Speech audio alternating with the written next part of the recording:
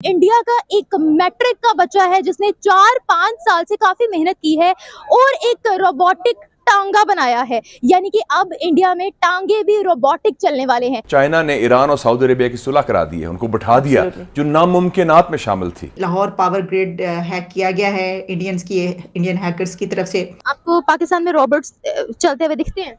यहाँ पे नहीं दिखते, पर पाकिस्तान में कहीं ना कहीं तो लाजमी हो रहा होगा। ऐसे इंटेलिजेंट बच्चे मेरे ख्याल है पाकिस्तान के ही हैं। अच्छा, जो वीडियो शेयर करवाई गई है उस पे ये है कि वो जो आपको पता है वेबसाइट जो होती है उसकी वो क्लिप है जिसमें उसके ऊपर जय श्री राम लिखा हुआ है। पाकिस्तान ये कहता है कि कश्मीर बनेगा पाकिस्तान। ये तो कुछ पाकिस्तानियों का ख्वाब हो सकता है, बट ये कभी पूरा नहीं होगा, बिकॉज हम चाहते ही नहीं है। हम कश्मीरी यहाँ ही से आप लोगों को डिनाई करते हैं कि हम कभी नहीं चाहेंगे, हम मरना पसंद करेंगे बट हम कभी नहीं चाहेंगे कि हम पाकिस्तान के साथ जाए। ये कहा जा रहा है कि जो मौजूदा पाकिस्तान के आज़ाद कश्मीर में जो वज़ीर आज़म साहब उतरे हैं वो तो कहते हैं कि इंडिया का आज़ाद कश्मीर हमसे ज़्यादा अच्छा है। और ये IMF का कहना सर कि जी 2025 तक पाकिस्तान को $73 बिलियन वापस करने हैं। डॉक्टर साहब खजाने में पैसा नहीं है, $4 बिलियन रह गए हैं। जो खजाने में आपके मेरे डॉलर हैं वो भी इकट्ठा करके भी $10 बिलियन नहीं बनते। आप IMF से क्या पूछ रहे हैं? IMF से आपको 1 बिलियन मिलेगा, आपके दोस्तों से 4-5 बिलियन मिलेंगे। कितने हैं आपके डेट्स? 100 बिलियन से ऊपर। कौन सी डेवलपमेंट के बारे में आप बात कर रही हैं? मेरी बात सुने, पहले तो मुझे आपका चैनल ही, आप अगर पाकिस्तान के खिलाफ बोल रही हैं तो आप तो मेरे से बात ही मत करें ना। आपने शायद गलत बंदा चुन लिया बात करने के लिए। जब UAE और बाकी मुल्क इंडियन ऑक्युपाइड कश्मीर में इन्वेस्टमेंट करते हैं तो पाकिस्तान खामोश रहता है। आज वहां पे वो जा रहे हैं तो पाकिस्तान कह रहा है जी इंडिया ये क्यों कर रहा है। आप देख सकते हैं पाकिस्तानियों की सोच के जब भी मेरी तो बात सुने, सबसे पहले तो आप जिस तरह के सवाल करती हैं, इनके सवालों में ही वो नेगेटिविटी नजर आ रही थी इस जगह पे। मैं तो आपसे सवाल कर रही हूँ, आप मुझे फैक्ट्स एंड फिगर्स से कायल करें, आप मुझे फैक्ट्स एंड फिगर्स आगे रखें।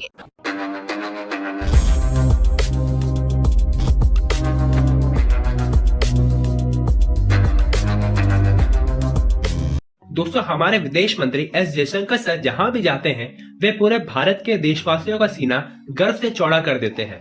और दोस्तों, इस वक्त एस जयशंकर सर युगांडा और मोजाम्बिक के दौरे पे गए हुए हैं और उन्होंने मोजाम्बिक में मेड इन इंडिया ट्रेन पर सफर किया। दोस्तों, ये ट्रेन पूरी तरह से भारत में बनाया गया है और भारत ने ही इस ट्रेन को बना करके मोजाम्बिक को एक्सपोर्ट भी किया।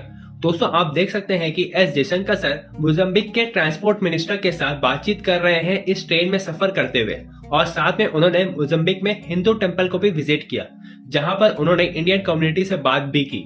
इसके साथ साथ उन्होंने युगांडा में भारतीय मिलेट्स के बारे में बताई और उसकी खासियत युगांडा के लोगों को बताया। दोस्तों, कुछ साल पहले तक चाइना अपनी पूरी पकड़ अफ्रीका के देशों में बना चुका था, लेकिन हमारे प्रधानमंत्री मोदी जी और एस जयशंकर सर की कोशिशों की वजह से ही अब अफ्रीका के देश भारत से ट्रेड करना पसंद कर रहे हैं और अब भारतीय कंपनी अफ्रीका के देशों में राज कर रही है।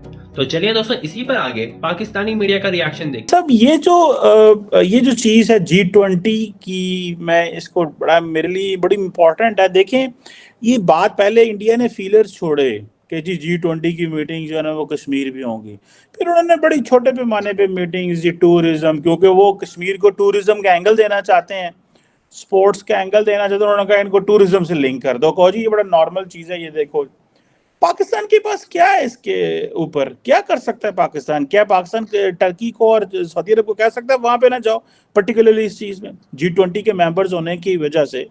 तो ये जो क्वेश्चन है ये, और दूसरी बात है बैरिस्टर साहब, ये मेरे लिए बड़ा पॉइंट ऑफ कंसर्न है और मैंने इस पे बात भी की और मैं चाहता हूँ आप भी इस पे काइंडली रोशनी डाल के हमें थोड़ा एजुकेट करें कि जब UAE और बाकी मुल्क इंडियन ऑक्युपाइड कश्मीर में इन्वेस्टमेंट करते हैं तो पाकिस्तान खामोश रहता है। आज वहां पे वो जा रहे हैं तो पाकिस्तान कह रहा है जी इंडिया ये क्यों कर रहा है।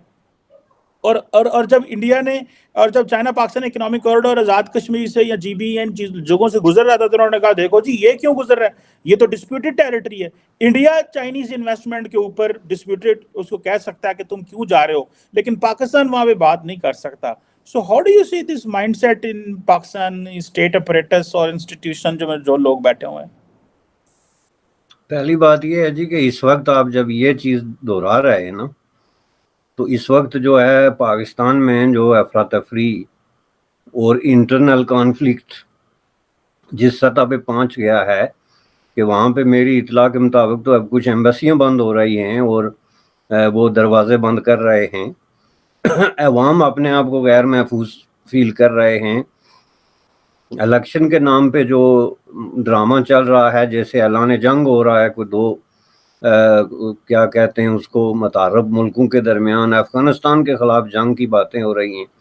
تو یہ سب چیزیں آپ رکھ کے دیکھیں تو بیسیکلی کشمیر ان کے ریڈار سے اتر چکا ہے.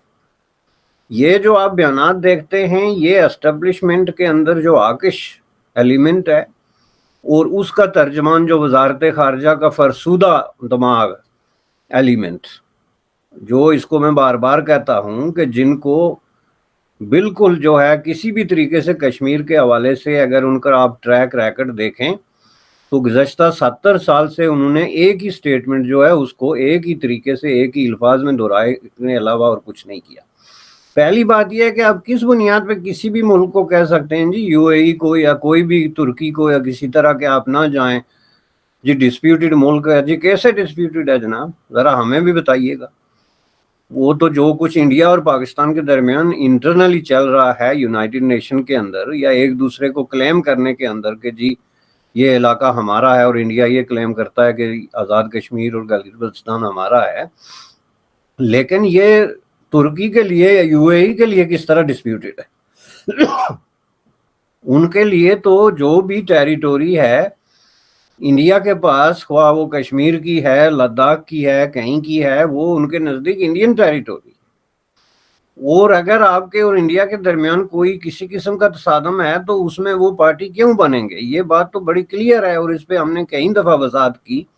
لیکن یہ جو پاکستان کی اسٹریٹجی اس پہ رہی ہے جی، اس پہ 3 مہینے پہلے میں نے یہ ایشو ریز کیا تھا کسی اسی طرح کے چینل پہ ہی غالباً، تو اس میں نے یہ کہا تھا کہ یہ ہو رہا ہے G20 کشمیر میں، تو اس کو پاکستان نے تو ٹوٹلی رول آؤٹ کر دیا تھا کہ ایسا تو ہو ہی نہیں سکتا. گویا G20 کو پاکستان کی وزارت خارجہ ڈکٹیٹ کرتی ہے.